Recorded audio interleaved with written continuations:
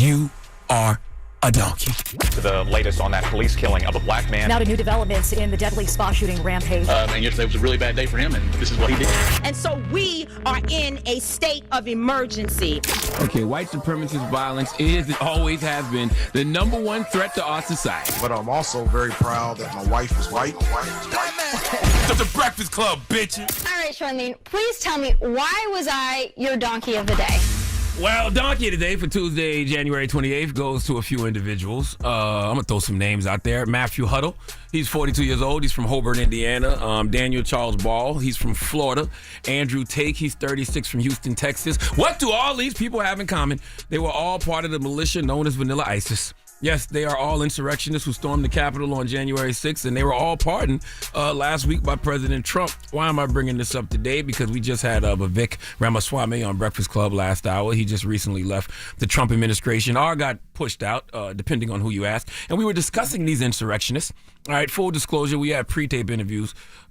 So the day before is when we talked to Vivek. So a couple of these stories actually came out yesterday afternoon. In the case of Daniel Charles Ball, that was the one I referenced during the Vivek interview, but I brought it up because there was no reason to do a blanket pardon of everyone on January 6th. No reason for President Trump to do that because some of these people were criminals before January 6th. Okay, Daniel Charles Ball was arrested for his role in January 6th. He entered the Capitol and broke a window shutter through a device at law enforcement officers that exploded. But he also has an outstanding warrant in Florida and was rearrested last week for a federal gun charge. Okay, Andrew Tate attacked police with bear spray and a metal whip. He has an unresolved charge of soliciting a minor.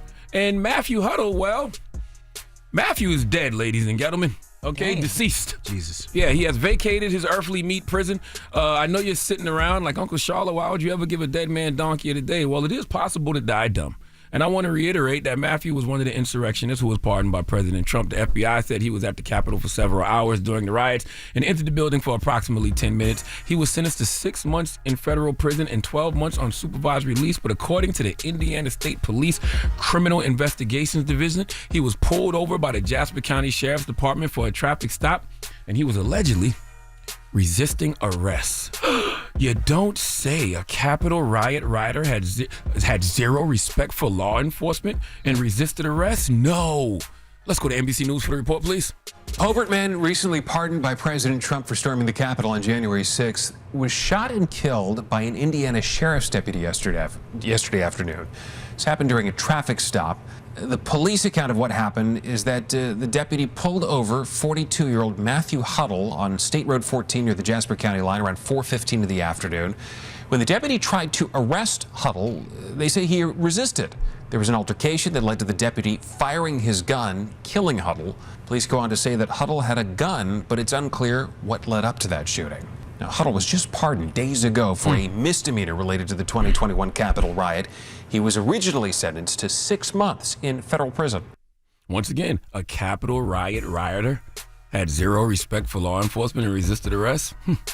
Listen, I'm just here to give people the credit they deserve for being stupid, and I'm here to inform y'all, you're making your president look bad. Now, I know folks don't listen to vice presidents. We learned that very well during the last administration, but J.D. Vance said something that made a lot of sense in regards to the January 6th pardons. It was very logical. Listen. I think it's very simple. Look, if you protested peacefully on January the 6th and you've had Merrick Garland's Department of Justice treat you like a gang member, you should be pardoned. If you committed violence on that day, obviously you shouldn't be pardoned. And there's a little bit of a gray area there, but we're very much committed to seeing the equal administration of law. And there are a lot of people, we think, in the wake of January the 6th who were prosecuted unfairly. We need to rectify that. What the president said consistently on the campaign is that he was going to look at a case-by-case basis. This is blank. And that's exactly what we did. Yes, pardons should be done on a case-by-case basis. And these three cases I just named are some of those, cases. All right. Number one, Daniel and Andrew were both violent towards police.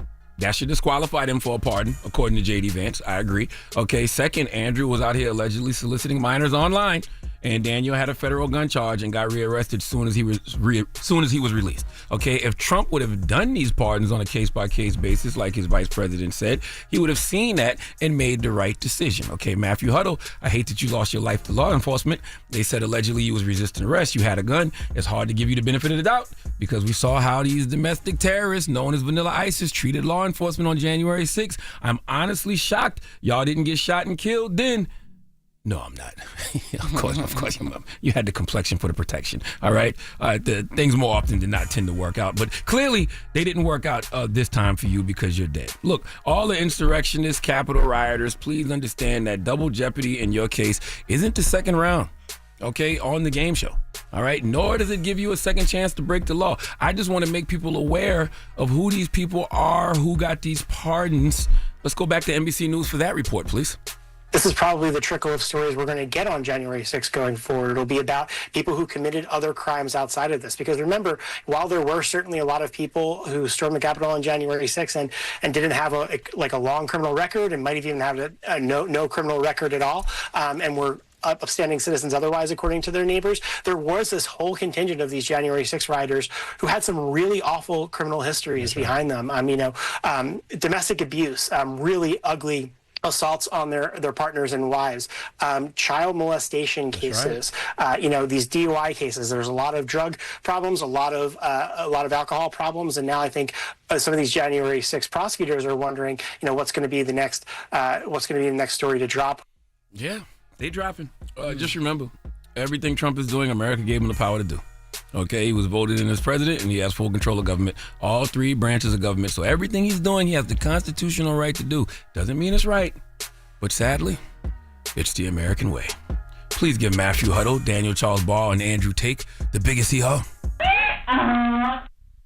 Matter of fact, let Kathy Griffin give him the biggest hee-haw. Please give this giant jar of mayo the biggest hee-haw.